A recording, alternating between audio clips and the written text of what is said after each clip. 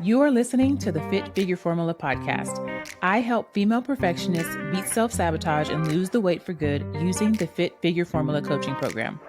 I'm your host, Stephanie Riles, registered dietitian, personal trainer, and mindset transformation coach. If you've been struggling with all or nothing thinking, negative self-talk, or self-sabotage, this is the podcast for you.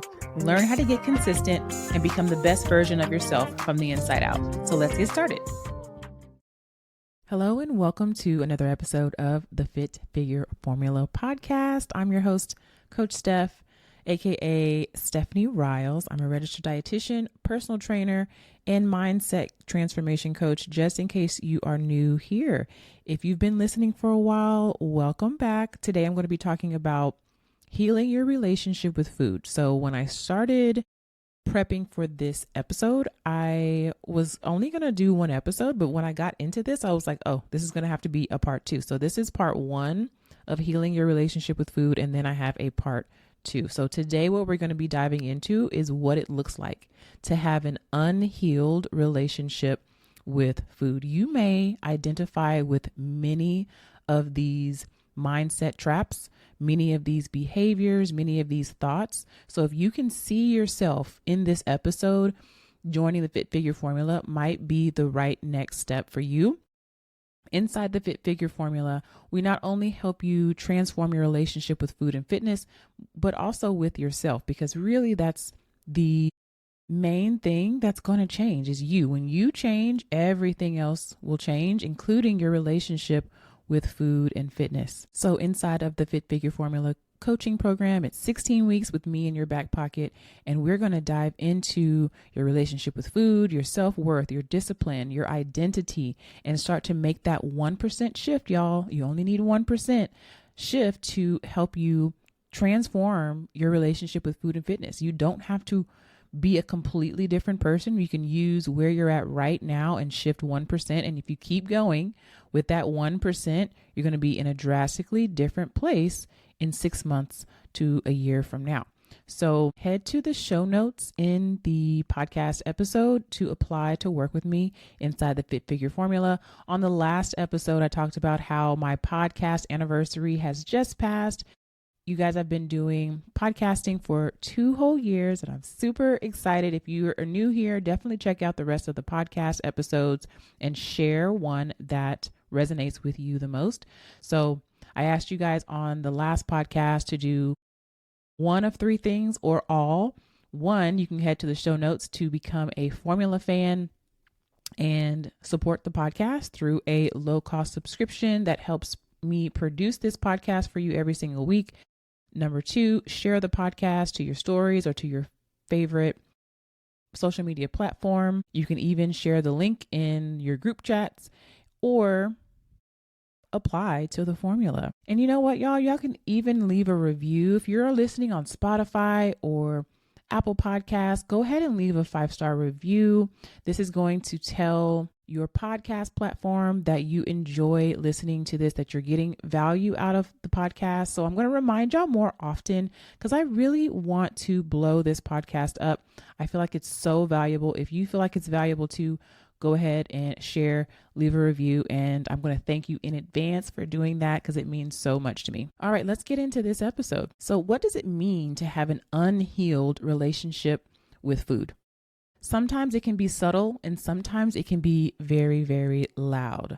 So I'm going to give you some real scenarios, some real thoughts based on emotional, mental, and behavioral patterns that might be tied to food that you might be practicing. And maybe you know it and maybe you don't. So here are a few signs. So number 1, in terms of mindset and thoughts, if food thoughts are taking up a lot of your mental space, you're constantly thinking about what you ate or what you're going to eat next or what you shouldn't eat. It's a lot of what we call food noise, where you're constantly thinking about food, judging what you're eating, thinking other people are judging what you're eating or not eating, or how you're moving or not moving. And if you've ever been on a diet, I know I coach a lot of ladies who have tried a lot of different diets over the years. It's all consuming. And that's why it feels like you have to be on or off, because it's just like always planning, always analyzing, always counting points, always thinking about food, and it takes up a lot of space. And one thing that I teach my clients to do is, one, we got to lean in and understand our food, but once you do, you can lean back because we build a system inside of the Fit Figure formula. So you're making some decisions, and then you get to execute those decisions without a whole lot more thinking or decision making because you've already made the decision once or twice throughout the week instead of every single meal you're having to decide, and it's taking up a lot of mental space. So if you feel like you're constantly thinking about food or what you're going to eat or judging your food, this speaks to your relationship with food, especially if it's making you feel bad, especially if it's making you feel overwhelmed, or if it's making you feel like you're failing. I feel like you know that you're dieting when you're constantly thinking about food and what to eat and what not to eat and what you shouldn't eat and judgment and shame and all of that, right? So another kind of tied to this is thinking about food as good or bad mentality. So you label foods as clean or junk or safe or off limits, or you're focused on cutting out things. I can't have carbs. I'm not eating carbs this month, or I'm not eating bread this month. I'm not drinking any soda, right? And so, for example, right, I really don't drink soda, and that's a choice.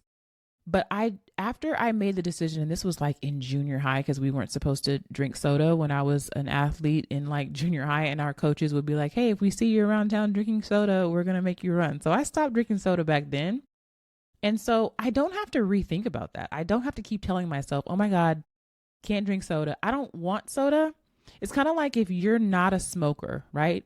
If you are just not a smoker, how many times do you have to tell yourself not to smoke or have to resist the urge to smoke? You're not a smoker, so you don't even think about it. There's no food noise around it.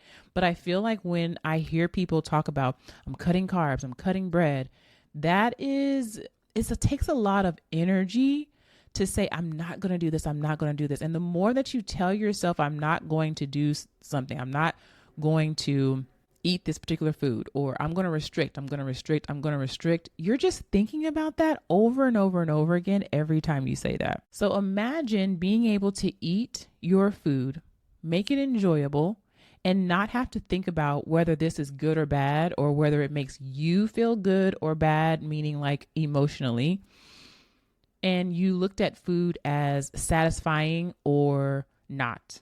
And you had more of a neutral stance with food, it would be a lot easier to make choices without having so much emotion tied to it.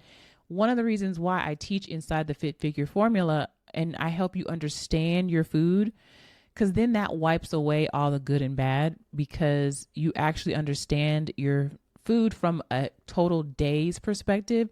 I can have some Doritos, or I can put creamer in my coffee, and I'm not telling myself, oh my God, I did bad because I put creamer in my coffee this morning. I can see my entire day, and I can see I can still hit my goal even if I had that. So it kind of just like neutralizes this polarity of like good and bad. So again, if you're calling food good or bad or focused on restriction, this is speaking directly to your relationship with food. If you have a lot of guilt or shame around eating, if you feel like you're a failure after eating certain foods, or if you're like, man, I've really eaten bad, I feel disappointed in myself, I'm asking myself, man, why did I eat that? And you're kind of beating yourself up after eating something, right? Even in small amounts, this is speaking directly to your relationship with food. So guilt and shame really don't help you make progress. And instead of feeling guilt and shame, I like to get curious, right? I like to have my clients get curious and ask lots of quality questions around, number one, why do I feel that way? Number two, if I don't really want to eat this particular thing, why did I do it? What was I thinking at the time I made the choice? Did I eat anything previous to that? Was I just really physiologically hungry? Like there's so many questions that you could ask to get more clarity and make a plan and have more strategy versus just feeling guilt and shame and then going back into restriction. Because that's what happens is like we start to feel guilt and shame, we restrict. And because we've been so restrictive, then our willpower breaks and then we have the thing and then we start the guilt and shame cycle all over again. And if you're in this cycle, it doesn't have to be that way. I teach you to be a lot more unbothered with your food inside the formula. Another concept that we talk about all the time as female perfectionists, all or nothing thinking. So all or nothing thinking is one meal turns into a full day or a weekend of overeating because you already messed up. So you're like, I might as well just have this and start over on Monday. I ended up having, a Route 44 soda. So I might as well just have the, extra French fries and the dessert as well. So all or nothing thinking is always going to make you inconsistent.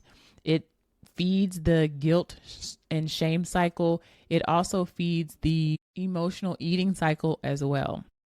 So if you can see yourself in that, you may benefit from really working on your relationship with food. And in part 2 of this 2-part series around healing your relationship with food, I'm going to talk more about what you can do about healing your relationship with food in part 2. So let's keep going. So what about your behavior? So yo-yo dieting and restriction cycles. So periods of extreme control where, girl, you are on top of it. You are cutting out all the things. You're walking 10,000 steps. You're going to the gym. You're counting down how many times you've been to the gym and you're trying to get these streaks, followed by binging, right? So I've said this before, the yo-yo dieting or the binge restrict cycle starts with you restricting. And I know it feels like you're doing the right thing by cutting out all the things that you feel like you should not eat, but it is followed by a binging cycle. So it cannot be all or nothing. I say all the time, the smaller step that you take, the more sustainable it is, because it does not matter how much weight you can lose when you restrict if you can't keep it off. Okay, so restriction cycles, emotional eating. So if you are using food to cope with boredom, with stress, with loneliness, or you're rewarding yourself after a tough day. I have had clients who had a glass of wine every night because just to kind of like take the edge off. It's like you are using food to cope with some mental and emotional struggles that maybe could be handled in another way. Like, do we have some different coping mechanisms and some different strategies that can help you actually deal with the root of the problem? Because feeding yourself actually doesn't actually help. It may feel good temporarily, but it doesn't fix the actual root of the problem. And so now you feel bad because you're overeating or over drinking, and you still have the initial problem that caused you to want to run to food anyway. And it's just like feeling bad on top of feeling bad. Okay. Another thing you can look for is ignoring your hunger cues. So if you're ignoring your hunger cues and you are just eating by a set of rules instead of tuning into what your body is really asking for, this is where you might miss that, oh, actually, I'm stressed, not hungry. Actually, I'm just bored. I'm actually not hungry. So really tuning into your body. This is going to help you so much in asking yourself, okay, what do I need right now? How am I feeling right now? And really, have I nourished my body? A lot of what I see is you guys are not eating breakfast. You're probably like undernourishing yourself, even though sometimes you may be eating over calories. It's like empty calories, but your body is like craving food because you're not actually nourishing it. So you're feeding yourself in like big chunks, maybe once or twice a day, but the food that you're eating is high in calories and low in nutrients. So you still don't feel energized. I'm telling you, my clients are telling me, oh my God, I have so much more energy now. And they're eating more times throughout the day. So they're not starving themselves. They have more energy for their workouts, to wake up earlier. They're just feeling generally better. And that can just improve your entire life even before the scale starts to move. Like, imagine just feeling better right now based on what foods you're choosing to eat, right?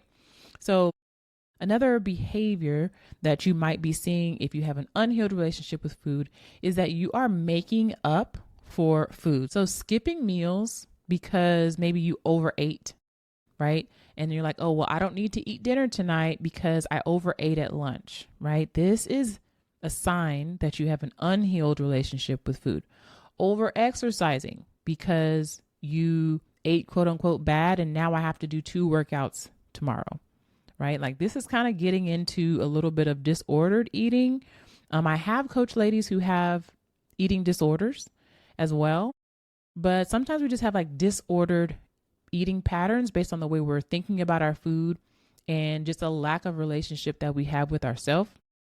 So we do not want to get into this cycle where we're restricting our food because we overate or over exercising because we feel like we overate. And this is a trap. So sometimes I feel like you can think that you're doing a good thing by trying to make up for the calories, but it actually is damaging your relationship with food and fitness. And what that does is then damage your relationship with yourself. So another way that this is all feeding into how you feel is all of those cycles start to bleed into your actual self-worth because you're trying to do all of these things. You're trying to restrict all or nothing, food, good or bad.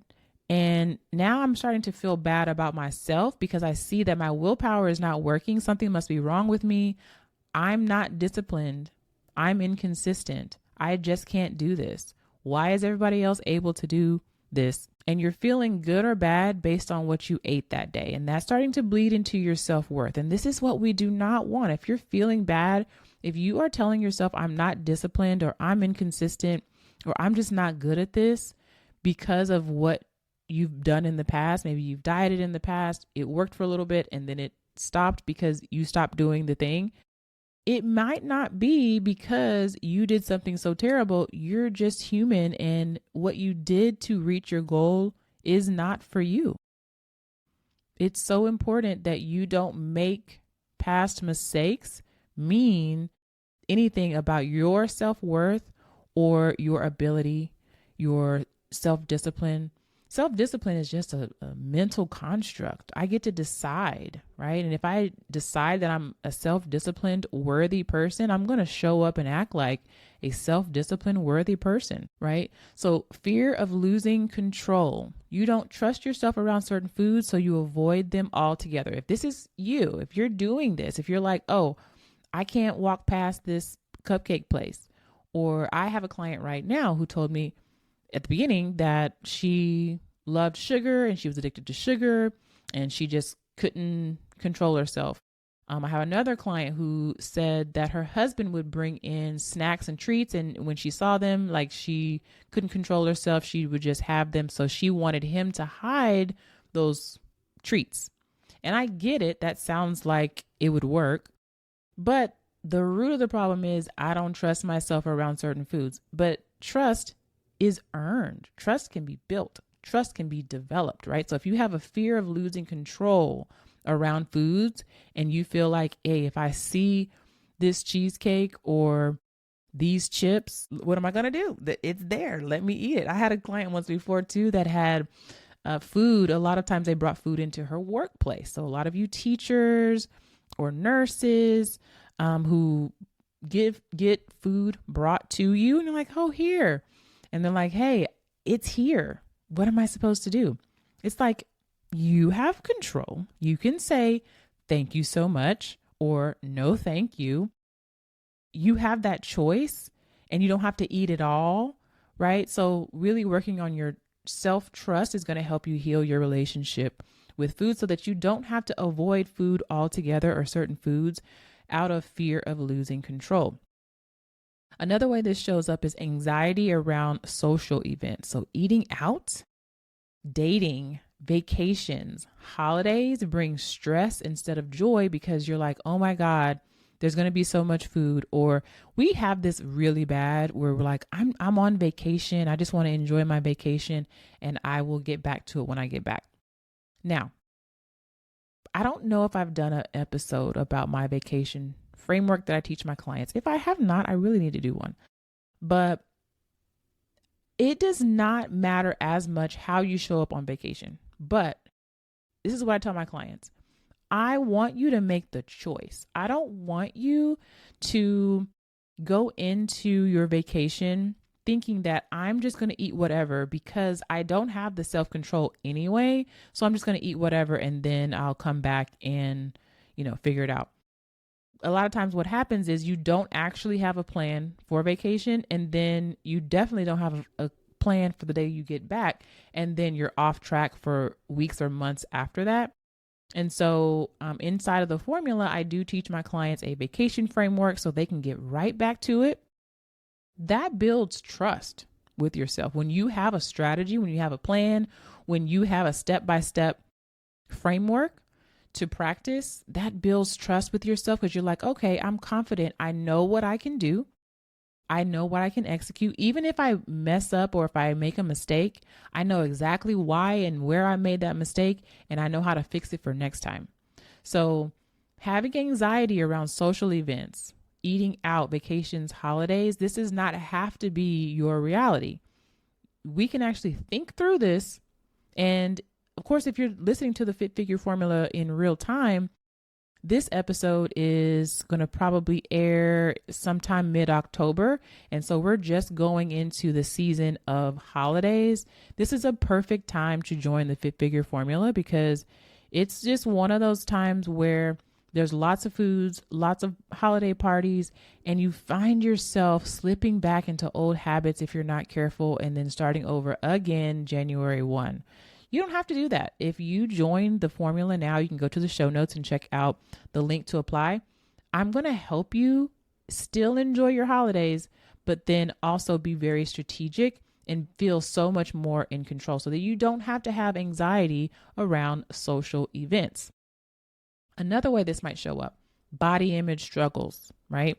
So how you see your body can sometimes dictate how you eat, right? Rather than how you want to feel. So if you are in your body, you don't like how you feel, you don't like how you look, you don't like how your clothes are fitting, there's food here, you don't have a real plan or a strategy, you don't trust yourself even if you did have a plan or a strategy, and it just feels like hopeless. It just feels like this is what I have to deal with. I just can't make any changes long term, so why even try? And then there are times where you do feel super motivated, and that's when you start restricting and restricting and restricting, and then we start that cycle over again, right? And so your body image and how you see your body, what you think you deserve, what you think you're capable of, matters with how you are treating yourself.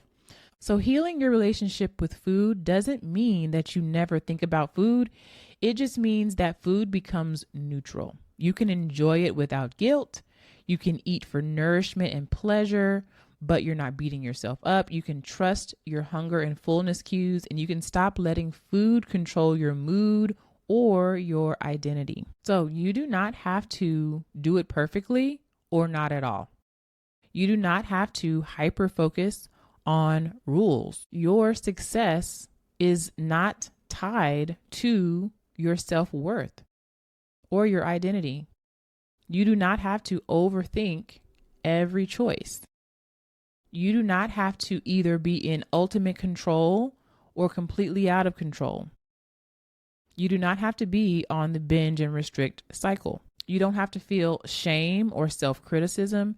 You don't have to feel like a failure or fear judgment from yourself or others. You do not have to be disconnected from your body. You do not have to have conditional self-acceptance. You're only feeling confident if you're in control and eating quote unquote good, or your weight is trending down, and that's the only time you feel confident or self-acceptance. It's so important that you identify these thoughts and patterns, behavioral patterns that may be keeping you stuck.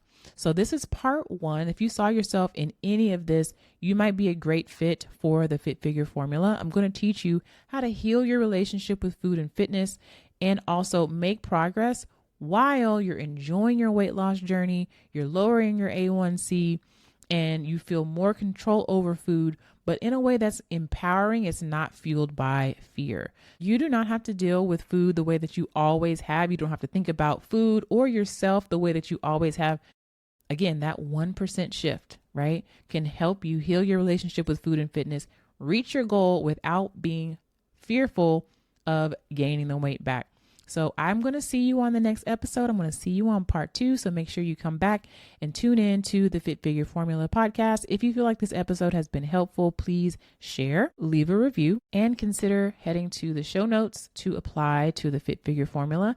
And let me help you for the next 16 weeks, beat self-sabotage and lose the weight for good. Until next time, ladies, I will see you guys soon. Thanks for listening. Thanks for listening to the Fit Figure Formula podcast. If you're new here and you're struggling with your fitness journey, I invite you to take a super simple next step. Click the link in the show notes for a free training. If listening to this podcast has been helpful, imagine being inside the Formula Coaching Program.